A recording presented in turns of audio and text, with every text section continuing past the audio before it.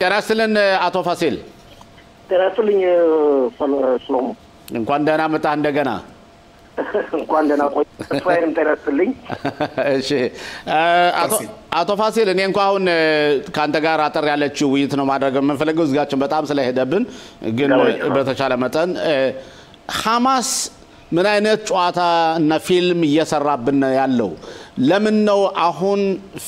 ሐማስ በሚያደርገው ተድራጎት የኛ መንግስት ቆራጥ አመራር እና ቆራጥ ውሳኔ ማይወስንበት ምክንያት ለምን ነው እንግዲህ አቶ ሰሎሞ አመሰግናለሁ እንግዲህ ባጭሩ ያው ጊዜ ጥረት ስላለብን ለመጠቆም ወደው ሐማስ አሜሪካና እስራኤል ተቻኩለው የተኩስ አቁም ስምምነት ያፈርሳሉ የሚል እምነት ስለሌለው ነው ሌላ አይደለም ይሄን አጋጣሚ በመጠቀም እንግዲህ ወደ 13 12 የሚጠጉ አጽሞች አሉ ወጁ ተብሎ ይጠበቃል እና ቀንና ጊዜ በመውሰድ ራሱን ለማጠናከር ራሱን ለማዘጋጀት የሚያደርገው ጥረት ነው ግን መጨረሻው ቆማይቀርለት ነው ሁሉም ወገኖች ሌላው ቀርቶ ደጋግሜ እንደምለው እናንተ በዜናችሁ እንደምታቀርቡት ወዳጆቹና የጡት አባቶቹ ቱርክና ካታር እንኳን ሳይቀሩ የፈረሙት ስምምነት አለ በስምምነቱ መሰረት አጽሞችን ካስረከበና በህይወት ያሉ ታጋቾችን ካስረከበ በኋላ ትጥቁን ይፈታል ካስተዳደሩ ይገለላል ከዛም ካስፈለገ ከአገር ይወጣል ይሄን ነገር ተፈርሟል ያለቀለት ነገር ነው የመጨረሻው ሞቱን እንዳው ለማዘግየት የሚያደርገው ጥረት ነው እንጂ ምንም ሌላ ነገር የሚፈጥረው ነገር የለም አሁን ለምሳሌ ቅድም ባልደረባችን አብይቢቶ ያለውንም ሰምቼዋለሁ ምን ያህል ጨዋታ ነው የተጫወተው ቁርጥራጭ አጽም ካለፈው ጊዜ በዲሴምበር አካባቢ በ24 ዓመተ ምህረት የእስራኤል መከላከያ ኃይል አባላት ኮማንዶች ያመጡትን አጽም የቀረ ትንሽ አጽም እንደገና እንደ አዲስ አጽም አድርጎ ማቅረቡ ይሄ በጣም የልጅ ጨዋታ እንደማለት ነው ነገር ግን በተቻለ መጠን አሁን ጊዜውን ለማራዘም ነው የፈልገው ያው አለቆቹና ማለትም በውጭም ያሉትም በውስጥም ያሉትም መሪዎቹ ደጋግሞ የሚገልጹት አለ አቶ ሰሎሞ ትጥቃችንን አንፈታ በያለው ነው ግን መጨረሻውን እንደው ዝም ብሎ የሚያልም መስሎ ነው እንጂ የሚታየው አማራጭ የሌለው ደረጃ ነው እነዛ ሀገሮች እንኳን አስገድደው ካላንበረከኩት እስራኤልና አሜሪካ በጦር ኃይል እንደሚያንበረከኩት ጥርጥር የለም አቶ ፋሲል አሁን እስራኤል አሁን ያለችበት ሁኔታ በርግጥ የጦሩን እንደገና ጦርነቱን ለማደስ እስራኤል ፍላጎት እንደሌላት ይታወቃል የእስራኤል ዋናው ዓላማ ሐማስ አማራጭ ካሌላ አቶ ሰሎሞ አማራጭ ካሌላ እኮ ልመጣለ ነው ቀጥታ እስራኤል ወደ ትክክለኛው ፈተና ለምን አትገባም አሁን እስራኤል ማድረግ ያለባት ሐማስ የጦር መተን ኦኬ እነዚህ የሞቱት ሰዎች አስከሬኖች አስቸኳይ አይደለም እነሱ እንዲመጡ አስቸኳይ ማለት እንዴት ነው በህይወት እንዳሉት አይደለም ስለዚህ እሺ መጨረሻ ላይ ማምጣታችን ስለማይቀር ለምን አሁን ወደ ቀጥታ ወደ ጦር መሳሪያ ይፍታ ከሚለውና ከዛ ደግሞ አዛን የሚያስተዳድረው ጉዳይ የሚለውን ለምን እስራኤል ቀጥታ ትሄድ ምክንያቱም እነዚህ ሁለት ነገሮች ከሆኑኮ የቀሩትን አስከሬኖች ፈልጎ እስራኤል ዛምጣት ይችላልች ለምሳሌ እስራኤል መረጃ እየሰጠች ነው የት ቦታ እንዳሉ አስከሬኖች ይታወቃል እስራኤል ካወቀች የሚመጣው አዲስ አስተዳደር እንዲሰጣት ለምን እስራኤል አታረግም ቆራጥ እርምጃ ለምን አትወስድም ኖ ትክክለኛና ማለትም ተገቢ ጥያቄ ነው አንተ የጠየቀው ጥያቄ ነገር ግን እስራኤልም ሆነች አሜሪካ የሚመለከቱታል የረጅም ጊዜውን ሂደት ነው የሚመለከቱት በተቻለ መጠን ካሁን ሌጂትመሲ ፈጥረው ያለውን ሁኔታ ሌሎቹ አጋሮቻቸው የዚህ ስምምነት ባለሙያዎች የስምምነት ነው ያስቀድሜ እንደገለጽኩት የአረብ ሀገሮች ውስጥ ተሳውነ እስልምና ነው ተከታይ ትላልቅ ሀገሮች ኢንዶኔዥያ የመሳሰሉት ፓኪስታን የመሳሰሉት ፈርመውበታል ስለዚህ ለዛ ነው እንጂ ለጊዜው ዘግየት የሚባለው አማራጭ ከሌለ አማራጩ እኔ እንደመስለ ከሆነ ብዙ ቀናት ሊፈጅ ይችላል የሚል ግምትም የለኝም እየተዳረሰ ነው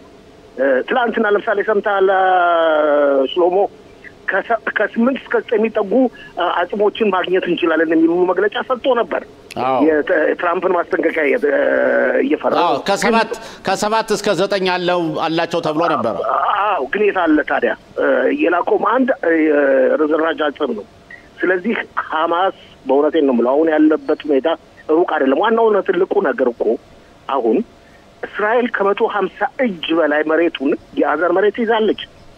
ካይቶ ሰምቶ በማይታወቅ ሁኔታ እንደድሮ አይደለም እስራኤል በቀላሉ ፈጥና አዛ ከተማ መግባት ትችላለች እስራኤል በቀላሉ ፈጥና ማዕከላዊ አዛ መግባት ትችላለች ሐማስ ያለበት ተጨባጭ ሁኔታ በጣም አድካሚና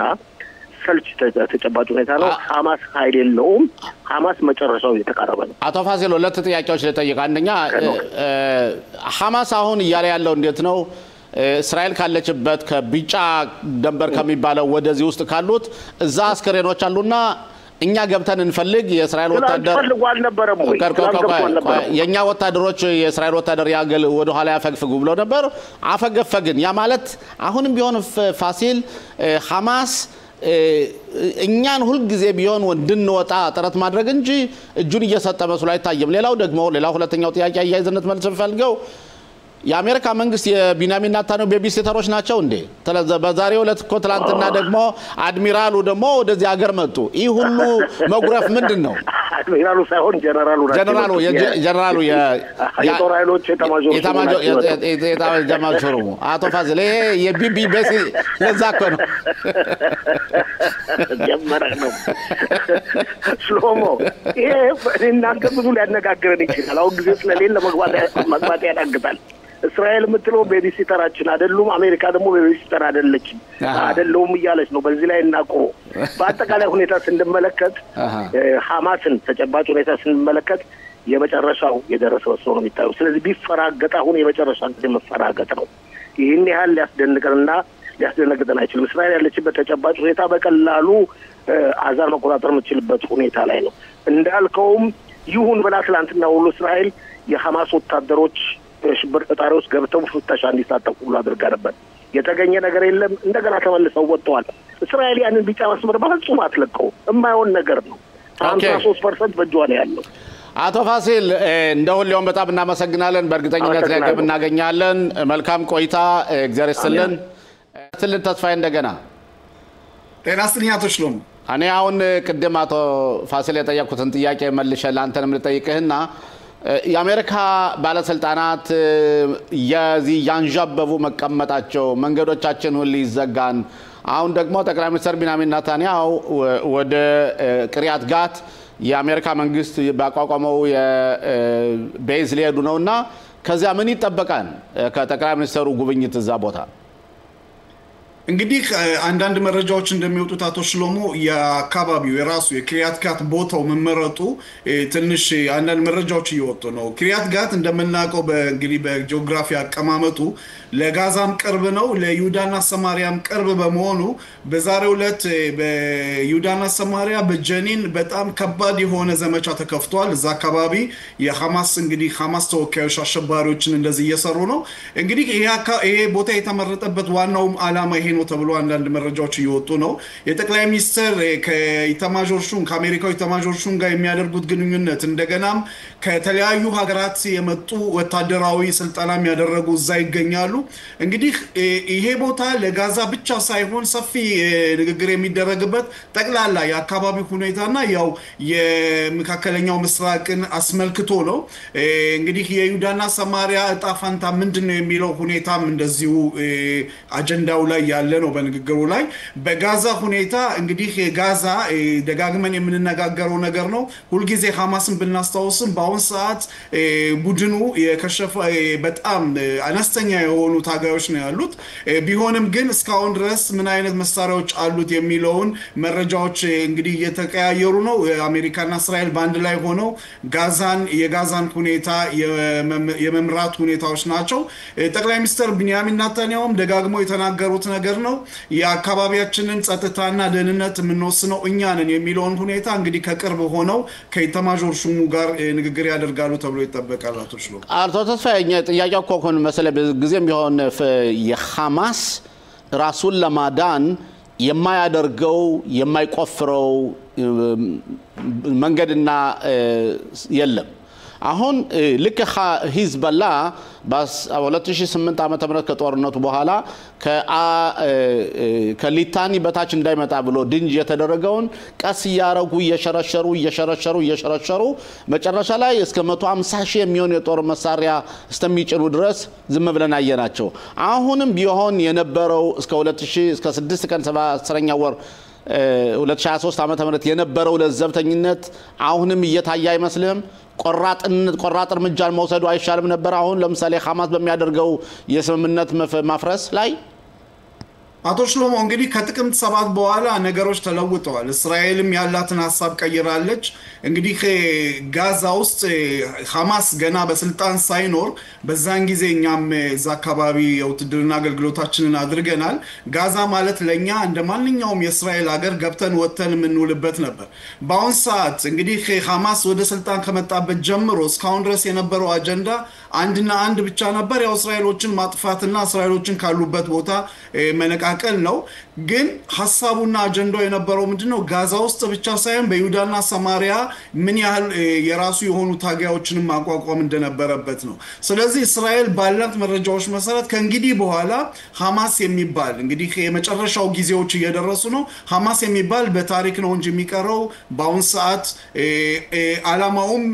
ታጋዮቹም እንደማይኖሩ ጠቅላይ ሚኒስትር ደጋግመው ይናገራሉ። እንደዚሁም የጦር መኮንኖች የሚናገሩት ነው። እርግጠኛ ነኝ የደቡብ ክፍል ህብረተሰብም እንደዚሁ የ20 ዓመት ሰቆቃቸው ሁልጊዜ ደጋግመን የምንለው ከእንግዲህ በኋላ እንዳይጀመር ነው።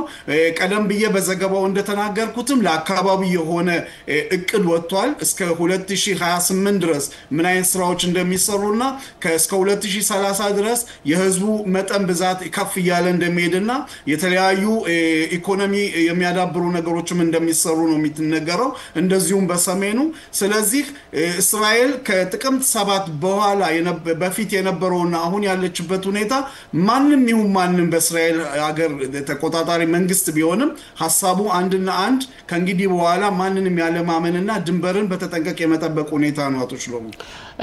አቶ ተስፋ መጨረሻ ጥያቄ፣ በትላንትናው ዕለት የቀብር ስነ ስርዓት ሲፈጸም የሻራቢ ቤተሰቦች ያው 3 ወንድማማቾች ጠልፈው ሄደው ነበር። ሁለቱ ሲመለሱ አንዱ ግን እዛው ቆይቶ መጨረሻ ላይ የኛ ወታደሮች ቦታውን በሚደበድቡበት ጊዜ በስህተት ተገሏል እና የኛ ፕሬዝዳንት ሄደው እዛ ይቅርታ ብለዋል። ግን የመንግስት ባለስልጣናት ደግሞ ሚኒስትሮች አንድም ሰው ሄዶ ከዛ ንግግር አድርጎ ይቅርታ ማይለም የለ። እንዴት ታዩዋለህ ይሄንስ? ትክክል አይደለም። በእውነት ባሳለፍነው እነዚህ 2 ዓመት ጦርነት ውስጥ የፖለቲካ አባሎች በነበራቸው ጊዜ የታጋቾችን ቤተሰቦች መንከባከብና መነጋገር እንደነበረባቸው ነው በእኔ እምነት።